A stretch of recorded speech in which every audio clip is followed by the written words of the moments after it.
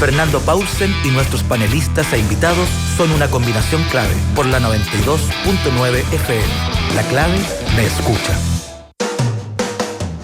Empieza tu día con toda la energía natural de Marley Coffee, un café de grano orgánico molido al instante con leche descremada. Prueba el sabor de Marley Coffee en sus 12 exquisitas y variadas mezclas que te esperan para recargar tu día. Con Marley Coffee disfruta tu día con toda la onda. Ya estamos en nuestra segunda parte de nuestro panel de día viernes con Roberto Fantuzzi. ¿Cómo estás, Roberto? Y también con Pepe Out, diputado independiente. ¿Cómo estás, Pepe? Hola, muy bien. Muy bien. Está medio triste, Pepe, con más ánimo, Pepe. Bien, lo noté calladito. ¿Sí? ¿Qué pasa? Viene la lluvia. Mira, entonces, hoy día dice que va a llover hoy día y mañana fuerte, ¿no? Sí, pues dice que hay riesgo de aluviones y todo. Sí, hay que tener cuidado, desgraciadamente, con eso. A ver, Pepe, tú que eres el experto electoral, ¿cómo has visto el despliegue tanto en el oficialismo como en la oposición de los candidatos presidenciales que van a competir en términos, creo yo, bastante potentes comunicacionalmente con un hecho inédito y exclusivo como es la Convención Constitucional, que es otra elección, pero que tiene una característica probablemente de excepcionalidad mucho mayor que las elecciones regulares de presidente. Efectivamente, y se hace más especial todavía porque nunca había habido para la gente una elección más importante que la presidencial. ¿Ah? La presidencial es la que tiene más participación, menos nulos y blancos, en fin. Y hoy día todas las encuestas dicen que la elección considerada más relevante por la ciudadanía es la elección constituyente. Tienen toda la razón, porque la nueva constitución va a marcar el desarrollo de Chile por muchas décadas y el presidente que se elija o la presidenta que se elija va a ser la presidenta o presidente que aplique o ajuste las leyes a la nueva constitución, porque después de la nueva constitución seguro van a venir un conjunto de proyectos de ley adaptativos a la nueva constitución, porque va a haber leyes que van a quedar disonantes con lo definido en la constituyente. Ahora, eso complejiza, creo, la próxima elección presidencial, que por fin comienza a aclararse, tardíamente. Piensa tú que a esta fecha todas las encuestas en la mención espontánea, es decir, ¿quién quiere usted que sea el próximo presidente? Tú ya tenías a dos personas perfiladas con 30 y 20% de mención espontánea, y hoy día no tienes eso. Es decir, el escenario está mucho más abierto, mucho más líquido, y podrían perfectamente terminar en segunda vuelta personas que hace 2 meses no estaban en la parrilla. En la derecha ya se configuró una primaria de 5 candidatos. No me imagino yo que la derecha no está todavía, no tiene una posición común respecto de si hay un sexto en la primaria, que es José Antonio Kast. Yo creo que José Antonio Kast tiene definido ir a la papeleta en primera vuelta, y me imagino que RN y Evópoli confirmarán su no voluntad de contaminarse con una posición tan de ultraderecha y sectaria como la de Kast. Pero ya tienes eventualmente tienes 2 candidatos de la UDI, y ellos están cruzados por la incertidumbre o por la discusión de si les conviene o no llevar a los 2. Si llevan a uno, va a ser evidentemente Lavín. Yo creo que Lavín desempató el empate existente en la UDI, tomando la decisión de no ir a la reelección, porque eso lo pone respecto de alcaldes y concejales de todo Chile y de la UDI misma en una posición ventajosa, porque va a dedicar estos meses a reforzar la campaña electoral de ese partido y de Chile Vamos. En cambio, Evelyn Matei decidió, contra su propia opinión original, ir a la elección de alcaldes, alcaldesa, y tú comprenderás que la elección de alcaldes es el 11 de abril y el 5 de mayo es la inscripción a las primarias, ¿ah? Y nunca se ha visto que un alcalde, renuncie o suspenda, en fin, incluso hay temas administrativos ahí. Bueno, y luego tienes a Briones, que tiene un potencial, habrá que verlo, cuánto le pesa la mochila de haber tenido que cerrar la billetera, la dificultad propia de un ministro de Hacienda, en fin, pero yo creo que puede abrirse un espacio que de todas maneras va a ser mayor que el que tiene hoy día Felipe Kast, que abandonó la pelea presidencial por eso mismo. Luego tienes a Desbordes, que tiene su propia dificultad para alinear detrás de sí al conjunto de Renovación Nacional. Ya sabemos, Chaguán suspendió, Carlos Larraín trabaja activamente en contra, el vicepresidente Tomás Fuentes quiere liderar una corriente de apoyo a Sichel. Luego está el propio Sichel, que tiene apoyos dentro de Chile Vamos, pero también fuera, el grupo de Mariana Elwin, Progresismo con Progreso. Todavía está pendiente, si lo arrinconan mucho, probablemente Sichel no pierde nada si va a primera vuelta. Y luego se empieza a aclarar también el panorama en la centroizquierda, porque el PS, como lo dijimos aquí mismo hace varias semanas, terminó proclamando por unanimidad a Paula Narváez, y salió de la marginalidad en que estaba en materia presidencial. Se habían proclamado o pedido proclamar a su presidente, digamos, para no estar ausente. Insulza no logra penetrar ni en el partido ni en la opinión pública, pero finalmente el PS, que estaba en la marginalidad del debate presidencial, hoy día se puso en el centro del debate presidencial y probablemente con cierto favoritismo en una primaria donde participen el candidato que saldrá de las primarias de este domingo del PPD. Primarias que lamentablemente se van a parecer más a una elección interna que a una primaria abierta por decisión del propio partido, a mi juicio, de no convertir esa elección en una oportunidad de ganar espacio y liderazgo, pero de ahí saldrá uno. La democracia cristiana mostró su capacidad operacional y la existencia de su partido en el territorio, moviendo a más de 28.000 personas para elegir a Jimena Rincón. Está el debate respecto del preacuerdo entre el PS y el PPD de tener una instancia intermedia que defina un solo candidato para competir con la democracia cristiana. Eso tiene riesgos, por supuesto. ¿Ah? Eso lo pidió la propia Paula Narváez, sí, y antes de Paula Narváez había un preacuerdo entre los presidentes de partido. Esto fue propuesto por el PPD porque el PS no tenía candidatos y eso significaba que el PS apoyaba al PPD. Ahora el PPD se lo va a pensar porque cualquier primaria convencional que se parezca más a una interna con 20.000, 30.000 personas, obviamente prima la fuerza y la ventaja que tiene el PS sobre el PPD en inserción territorial y en existencia real del partido. Esta primaria en el PPD ha mostrado la debilidad y el deterioro al que ha llegado el Partido por la Democracia. Sí, se nos parece que se nos corta Roberto Fantuzzi, pero en todo caso es interesante ver cómo se despliega, porque creo que desde el punto de vista de las precandidaturas es una de las más amplias que yo creo que ha habido en el último tiempo, Pepe, ¿o no?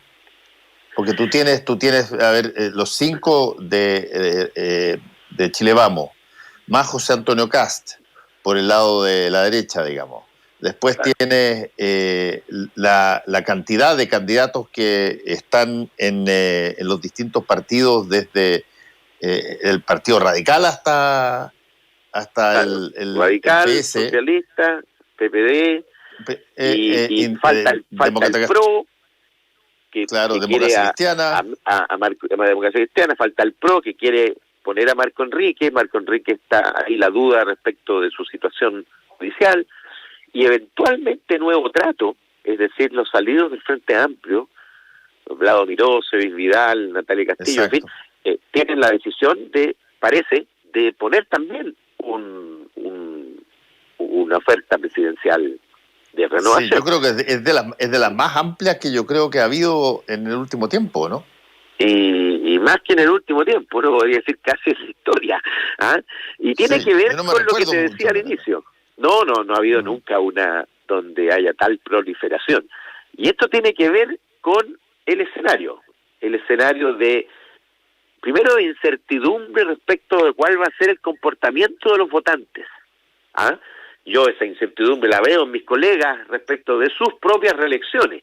Es decir, la gente está esperando, o la elite está temerosa de sorpresas.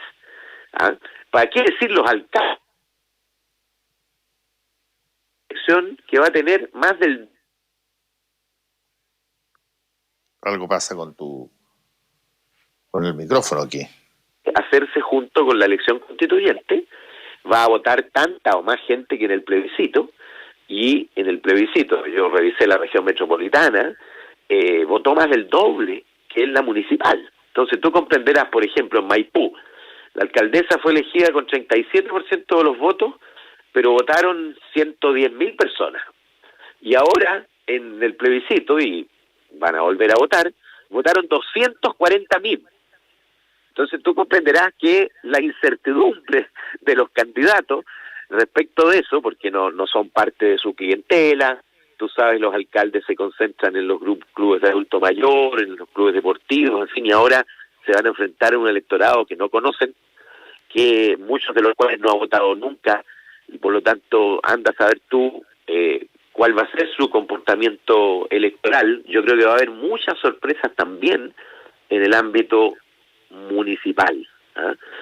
Y lo presidencial, a mi juicio, se va a ir alineando con el debate constituyente, fíjate, inevitablemente, porque van a tener que pronunciarse los candidatos presidenciales respecto de las principales cuestiones de la discusión constituyente. Eso va a tender, creo yo, a favorecer la posibilidad de grandes acuerdos, porque los candidatos presidenciales difícilmente van a contrariar la voluntad mayoritaria. Todos van a buscar, obviamente, sintonizar con las aspiraciones mayoritarias de cambio, y yo creo que es bueno que la discusión constituyente se haga junto con la presidencial, porque la presidencial va a favorecer las definiciones más sintónicas con las aspiraciones mayoritarias de la ciudadanía. Sí. ¿Ya estás de vuelta, Roberto Fantuzzi? Sí, pero escuché bastante lo que habla Pepe. Yo creo que vamos a tener que tener una memoria salvaje para retener tantos nombres. Es impresionante la cantidad de candidatos que pero se va a despejar. Perdón, si los medios de comunicación, principalmente la televisión, abren sus posibilidades de invitar a todo este grupo de personas, la gente los va a ir conociendo poco a poco, para mi opinión personal. Porque yo lo conozco por razones obvias, pero no la mayoría de la gente conoce así. Si tampoco el Briones es por ministro de Hacienda, no tampoco, efectivamente. Pero fíjate que a mí me ha tocado que en los últimos días la gente está preocupada de temas principalmente económico-social. El asunto de la cesantía que ha marcado que se congeló, pero que Bravo, que es especialista en la universidad, menciona que lo importante no es ver la cesantía hoy día, sino que ver qué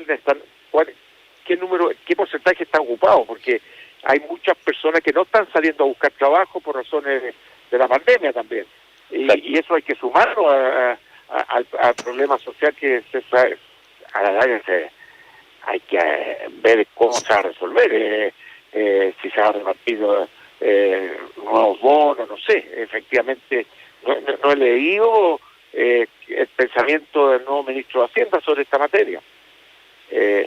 A mí me gusta, perdón, a mí lo que me gustaría, perdón, sí. No, lo que te quería decir es que nosotros discutimos y planteamos hace algunas semanas la necesidad de extender la vigencia de la posibilidad de suspensión de los contratos y también del subsidio de cesantía. Y hoy día, justamente en el Congreso, porque estamos en sesiones especiales, ahora desde las 12, se va a extender la ley y los beneficios que permiten a las empresas mantener la suspensión de la relación laboral, recibiendo el beneficio que además está subsidiado con $2.000 millones para cuando se agote estos recursos, y lo mismo con las cuotas que se asignan, las mensualidades que puede recibir alguien cuando queda cesante. Y eso se va a prolongar hasta diciembre. Hasta diciembre. Porque digamos las cosas como son, cuando estas cosas se iniciaron, todos pensamos que la crisis iba a durar 6 meses, ¿ah? Y la verdad es que lleva un año y yo creo que tiene perspectivas de prolongarse durante todo este año de todas maneras. Ahora, en ese sentido, Pepe y Roberto, ¿cuáles son las alternativas que se avisoran, por ejemplo, para una duración prolongada todavía de la pandemia, con un gobierno que está con muy baja aprobación y terminando, y con 5 o 6 procesos electorales que vienen pero con la ebullición al tope? ¿Cómo se dan esas mezclas bien bombásticas de emoción, digamos? ¿Ah? Sí, efectivamente es una ecuación bien compleja. Ahora, lo básico es que el gobierno tenga éxito, más bien que el Estado de Chile tenga éxito en el proceso de vacunación masiva. Sin duda. Porque eso va a abrir horizontes. Y ahí tenemos que alinearnos todos y promover todos la vacunación y pareciera ser que ya salimos de esta fase. Yo critiqué mucho que se lanzara el programa de vacunación sin tener inmediatamente resuelto la vacunación masiva, porque cuando se inició hace ya 2 meses, al final, cuando tú comienzas a vacunar, la gente obviamente siente que aligera sus cuidados, porque dice, bueno, ya la crisis ya empezó a superarse, y resulta que no teníamos vacunas. Bueno, ahora empezamos a tener, y por fin vamos a poder tener 100.000 vacunados diarios y con eso cumplir la meta de que a finales de junio haya 15 millones y a finales de marzo haya ya 5 millones. Ya aparece la luz al final del túnel desde ese punto de vista, y eso obviamente va a ir influyendo, pero tenemos todo un semestre, por lo menos, donde vamos a tener muchas comunas en cuarentena. Hoy día son 74 comunas en cuarentena, y por eso es muy importante que el gobierno aplique el ingreso familiar de emergencia donde sea necesario, que focalice el paquete financiero que le entregamos nosotros en la ley de presupuesto para reactivación. Estoy hablando de subsidio, ya no estoy hablando de crédito, a los sectores más afectados, la gastronomía, algunos servicios, el turismo. Mira, en Pucón estaban esperando estos meses para salvar el año, y resulta que razones sanitarias obligaron a decretar cuarentena. Y yo me imagino lo que están viviendo hoteles, servicios, guías turísticos, en fin, más de la mitad de la gente de esa zona vive del turismo. Sí. Yo tengo, ahí a mí ya dale Roberto. Estoy para vacunarme el día 10 de febrero, y eso es positivo. Cuando se fija en una agenda, uno le da una inyección de optimismo, porque hay un grado de preocupación. Pero yo sigo insistiendo, oye, que con los bonos y todo este tipo de cosas, a los trabajadores tú de alguna manera vas a producir mayor demanda. Pero mientras no tengamos el otro impacto que que la mayor parte de las empresas están en una situación de crisis muy fuerte y no han podido echar a andar por liquidez. Efectivamente, para mi opinión, y ojalá que esté equivocado, que el FOGAPE 2.0, no tengo la fe que va a echar a andar el engranaje. Y mientras no funcione el engranaje, para mi opinión personal, esa demanda se va a ir seguramente para otro sector, etcétera. Sí, hay sectores que están teóricamente bien, hoy día la capa nunca había dado utilidades tan grandes, la banca bajó su utilidad un 50 y tantos %, por suerte no se le echó la culpa al FOGAPE 1.0, porque efectivamente no le impactó de forma tan negativa como se creía, y así sucesivamente. Entonces, el aspecto, el ministro nuevo, el ministro Cerda, tiene que empezar a dar la cara para que la gente tenga una visión de lo que va a pasar. Mientras no se sepa cuál van a ser los apoyos, las ayudas, el término que se quiera utilizar, efectivamente las personas trabajan con temor. Es lo que le está pasando, y las personas que se están quedando en su propia casa sin salir a buscar trabajo. Ese es un indicador súper delicado. Creo que las cifras pasan el 1 millón de personas que no están saliendo a buscar trabajo. Y esos antecedentes son de carácter más social, que un problema social que tiene que se genera por el aspecto económico, no cabe ninguna duda. Pero oye, Roberto, perdón. Roberto, déjame hacerte una pregunta. Tú dices que te llegó la información de cuándo y dónde tenías que vacunarte. No, ¿Eso sucede solamente a personas de una edad para arriba nomás? No tengo porque... No, está bien, pero yo soy, soy viejo. 7 años, el día 10 de febrero, lo único que le digo. Ya, ¿y te dicen dónde? No, pero seguramente van a publicar. No es que le llegara la influenza, te dicen a dónde, y es bastante ágil. Eso la organización en la salud ya años de práctica. Oye, sí, y el otro tema que a mí realmente me preocupa. Pero Roberto, informemos de esto, porque para que no se confunda la gente, no es que te llegara a ti. Lo que tú viste es en el diario qué día te va a tocar. Y sí, una decisión que tomó el gobierno, ahora razonable, porque antes no la había tomado, es de involucrar a los municipios. Es decir, tu municipio de Vitacura va a definir dónde y cómo ese día vacuna a todas las personas de esa edad y en qué recintos, porque hasta ahora se había ocupado poco la infantería municipal. Por un lado está la acción del gobierno en materia sanitaria y en paralelo la acción municipal, a veces no coordinada, y yo creo que fue bueno que el plan de vacunación el gobierno decidiera hacerlo con los municipios. Pero fíjate que estaba escuchando a una doctora hoy día que hay que tener harto cuidado, porque todas estas vacunas significan un 95% de seguridad. Entonces queda un 5% que a mucha gente no lo lee, y eso crea un ánimo de las personas que no van a ser jamás infectados. Nadie va a ser invulnerable. Claro, entonces eso puede producir un relajamiento y un descuido de las personas que hay que evitarlo. Hay que poner el acento que es el 95% de seguridad. Tenemos un 5% que de alguna manera podemos ser afectados. Exacto. Y eso hay que resaltarlo. Exacto. Hoy día toda la gente escucha la vacuna y cree que con la vacuna está el problema, no es tan así. Y a mí me preocupa mucho lo que decía Pepe, el asunto del turismo. El turismo nuestro es un turismo que era un activo para nuestro país. Efectivamente, todos los años íbamos aumentando casi en 2 dígitos a veces el aumento.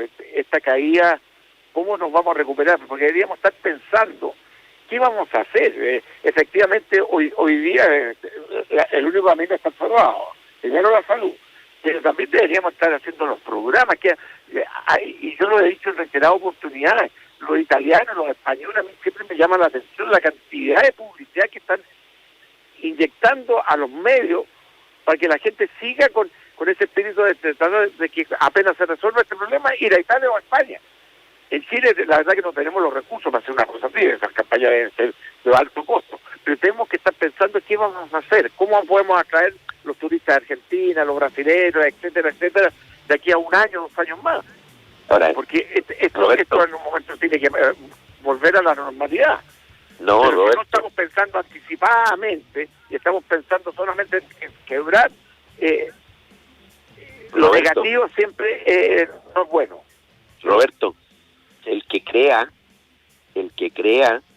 que pasado esta urgencia pandémica vamos a volver exactamente a como estábamos antes en materia de viajes al extranjero, en materia de flujos, en materia de desarrollo de los distintos sectores, etcétera, yo creo que está equivocado.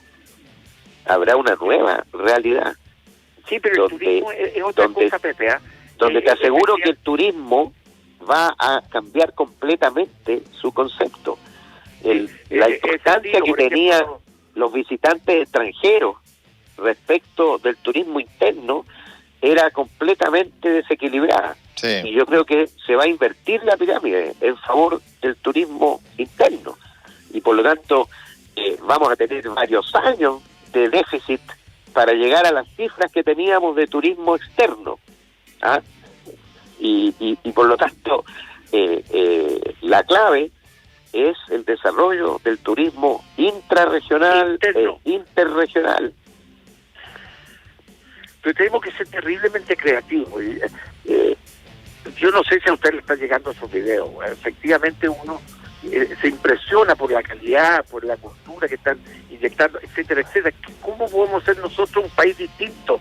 Que seamos imán, que seamos noticia en el mundo. Tenemos que ser, en mi opinión personal, no hemos quedado estancados en hacer siempre las mismas cosas, etcétera. Tenemos que ser terriblemente creativos.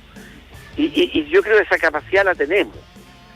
Efectivamente, oye, el turismo empresarial se va a acabar.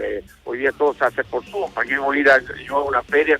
Perfectamente hoy día voy a conocerlo por la vía virtual, etcétera, etcétera. Sí, efectivamente esto aceleró el cambio tecnológico, no cabe ninguna duda.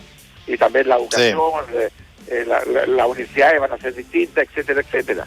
Estaba recién con un señor del 5G, como indica que tiene el robot, te va a poder operar un doctor de Alemania la próstata, porque no va a haber el desfase, va a ser automático. Entonces, todo esto es digno también de darlo a conocer. ¿En qué estamos? Date cuenta si este año va a ser puras campañas, campañas políticas, no vamos a tener tiempo para ser creativos, para hacer otro tipo de actividades. Bueno, hagamos como que salimos a vacaciones, entonces. Oye, Fernando, oye, sigo informado que todo febrero, Fernando se toma. Estoy como los viejos, tenéis progresiva, que se llama. Sí. Me parece muy bien. Que le vaya muy bien a ambos. Cuídense. No, igual. Chao. Igual. Chao. Feliz vacación dentro de la casa. Chao. Sí, chao. Volvemos con Combinación Clave. La clave me escucha.